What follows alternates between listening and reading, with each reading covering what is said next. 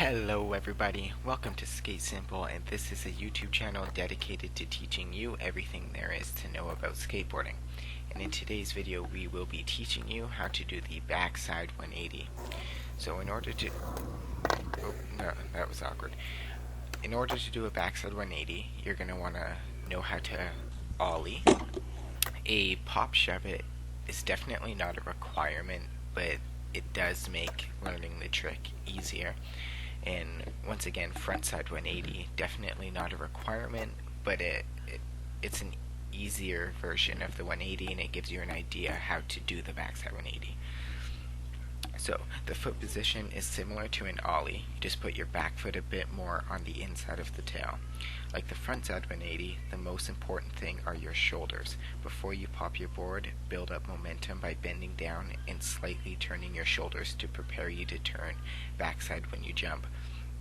Next, pop the tail down and behind you as you jump and do the ollie motion while turning backside at the same time. Just like the frontside 180, let your front foot guide where you want the board to go, while the back foot and the rest of your body will follow. You can also do the backside 180 ollie without the scoop and just do a normal ollie motion, then turn backside for 180 degrees while you're in the air.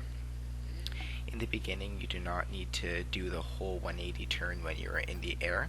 Just like the frontside 180, you can also just put your weight on your front foot truck on the ground and drag the remaining truck and the rest of your body across the ground.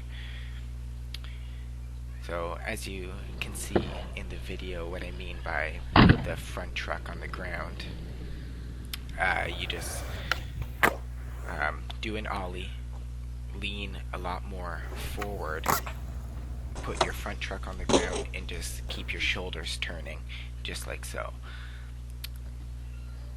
And thank you guys for watching my video. I will be releasing a how to kickflip video next, so like, comment, and subscribe, and keep checking the channel back for the next video.